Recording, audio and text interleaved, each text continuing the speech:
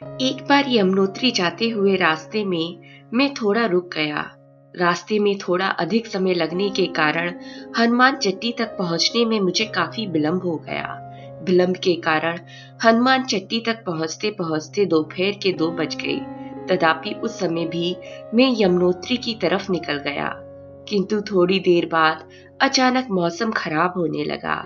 देखते ही देखते आकाश में कोहरा छाने लगा। फिर थोड़ी देर बाद ही हिमपात शुरू हो गया। ऐसे खराब मौसम में आगे की यात्रा जारी रखना समझदारी की बात नहीं थी। इसलिए मैंने हनुमान चट्टी से आगे जानकी बाई चट्टी पहुंचकर रात्रि विश्राम वहीं करने का निश्चय किया। होटल से बाहर निकलकर मैंने एक जगह कुछ स्थानीय लोगों को आग सेकते देखा, तो धीरे धीरे अपने कदम बढ़ाते हुए मैं भी उनके पास पहुंच गया और उनके बीच बैठकर हाथ सेकने लगा। उस संध्या काल को आग पर बैठे उन लोगों के व्यवहार में मैंने मिठास और मिलनसार का रूप देखा। उन लोगों ने न केवल मुझे सम्मान पूर्वक अपने पास बैठने के लिए स्थान ही उपलब्ध कराया, बल्कि आत्मीयता पूर्वक मेरे प्रश्नों के उत्तर भी दिए। काफी समय तक हम लोग इधर उधर की बातचीत में डूबे रहे। फिर अचानक मैंने उनसे पूछा, यहाँ जानकी बाई चट्टी में देखने के लिए कुछ विशेष है, जैसे कोई प्राचीन मंदिर, कोई विशेष देवी स्थान या कोई तपस्या लीन योगी? यद्यपि मेरी उस जिज्ञासा पर काफी समय तक मुझे कोई उत्तर नहीं मिला, और जो उत्तर मिले वह सब एक तरह नकारात्मक ही थे। किंतु थोड़ी देर बाद एक बुजुर्ग ने मुझे बताया, इस पहाड़ी गांव में ऐसा तो कुछ देखने योग्य नहीं है। फिर भी अगर आप चाहो तो यमुना के किनारे एक प्राचीन मंदिर है। उस मंदिर पर एक बाबा निवास करते हैं। शायद इस संबंध में आपको उनसे कुछ पता चल सके।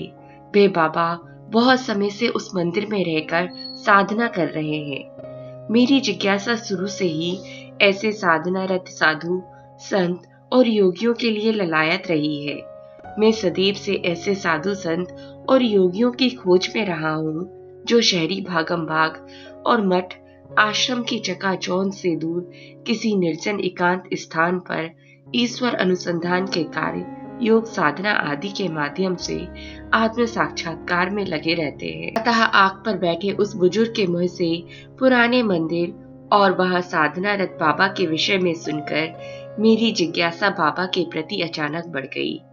अब मुझे इस बात का संतोष भी हुआ कि मौसम का बिगड़ना मेरे लिए एक तरह से शुभ ही सिद्ध हुआ। अगर मौसम न बिगड़ता तो मुझे यहाँ रुकने का अवसर भी न मिलता, और इस तरह मैं एक प्राचीन मंदिर और उसमें रह रहे एक योगी के दर्शन से वंचित रह जाता।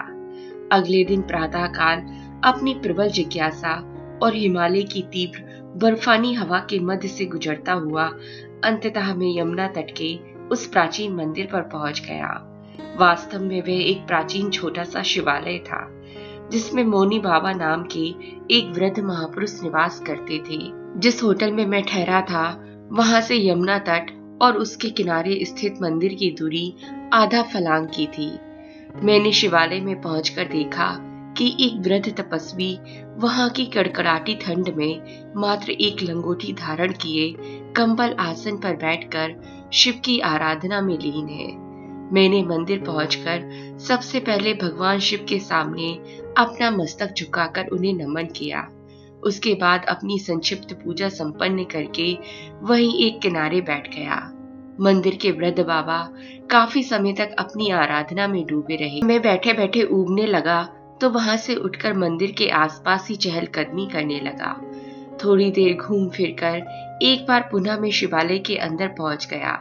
इस बार मैंने देखा कि बाबा एक आसन बिछाकर मेरे वापस आने की प्रतीक्षा कर रहे हैं। शायद बाबा ने अपनी आराधना के दौरान मेरे आगमन को जान लिया था। बाबा के आसन तक पहुंचकर मैंने बाबा के चरणों में भी दंडवत प्रणाम किया। बाबा ने प्रसन्नता पूर्वक मेरा स्वागत किया और चेहरे पर मुस्कान लाते हुए अपने पास बिछे आसन पर बैठने का संकेत दिया। बाबा की आज्ञा शिरोधार्य करके तत्काल में उस आसन पर बैठ गया। बाबा मेरे सामने शांत मुद्रा में मौन साधे बैठे थे, किंतु मेरे मन में विचारों की तीव्र उद्गिरण मची थी। मेरे मन में विचारों के सैलाब उड़ रहे थे। मैं मन में सोच रहा था कि शीत ऋतु में यहाँ मेरे जैसे युवा व्यक्ति को कई कई कपड़े, ऊनी स्वेटर जैकेट पहनकर भी ठंड का एहसास हो रहा है, तो फिर ऐसे कठिन मौसम में मात्र एक लंगोटी पहनकर बाबा कैसे साधना में लीन रहते हैं। सामने मौनी बाबा 3 साढ़े 3 घंटे तक उसी आसन में अपनी शांत मुद्रा में विराजमान रहे। बाबा चेहरे पर मुस्कान बिखेरते हुए पूर्णतः शांत मुद्रा में थे, जबकि दूसरी तरफ मेरा मन विचारों की उधेड़ बुन में लगा था। बाबा के मुखमंडल पर अद्भुत तेज था। अचानक मुझे ऐसा अनुभव हुआ जैसे मेरे मन के विचार शिथिल पड़कर स्वतः शांत हो रहे हैं। उसके बाद मेरे साथ क्या घटित हुआ इसका स्मरण नहीं। मैं उसी आसन पर बैठे बैठे गहन तंद्रा जैसी अवस्था में प्रवेश करने लगा।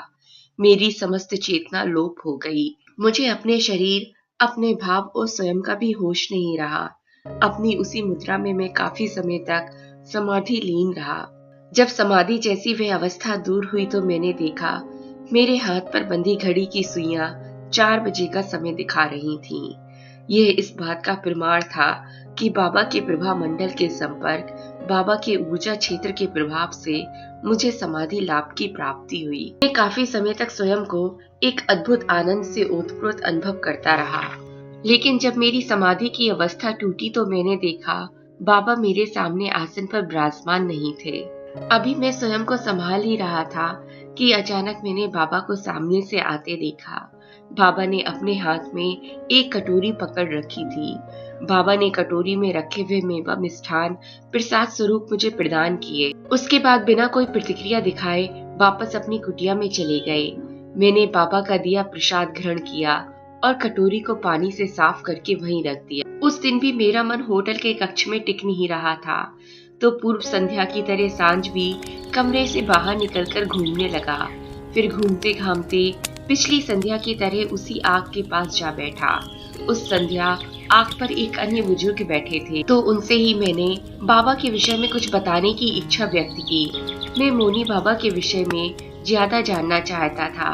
उसी दौरान मेरी भेंट जानकी बाई चट्टी पर रहने वाले बालचंद नामक एक ब्राह्मण से हुई। उनका परिवार कई पीढ़ियों से पंडिताई का कार्य कर रहा था, इसलिए उनसे ही मैंने बाबा के विषय में जानने का प्रयास किया। चंद नामक वृद्ध ब्राह्मण ने मुझे बताया, जब वे स्वयं 15-16 वर्ष के बालक थे, तब से मौनी बाबा को इसी रूप, रंग और इसी मंदिर में भगवान भोले शंकर की साधना में लीन देखते आ रहे हैं। तो किशोरावस्था से वृद्धावस्था को प्राप्त हो गए, लेकिन बाबा अपनी योग तपस्या के बल पर अभी भी उसी उम्र पर ठहरे हैं।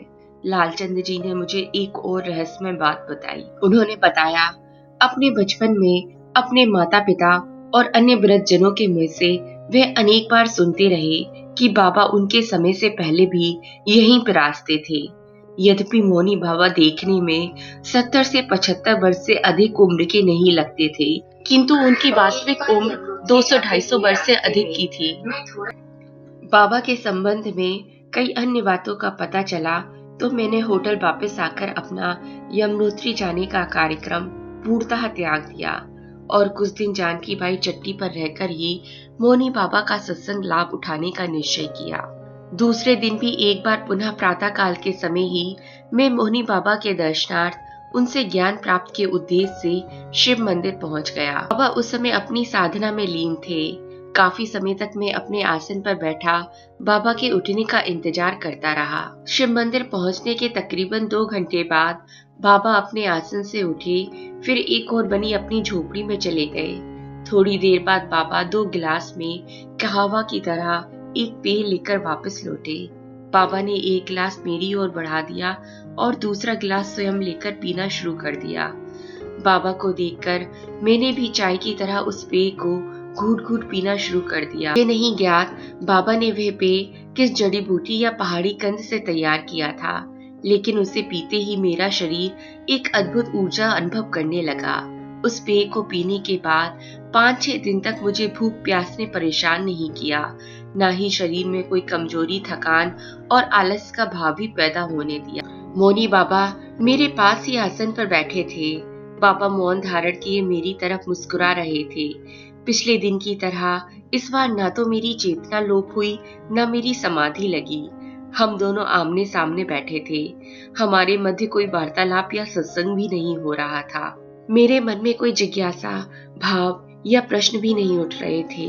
फिर अचानक मन के भाव बदलने लगे।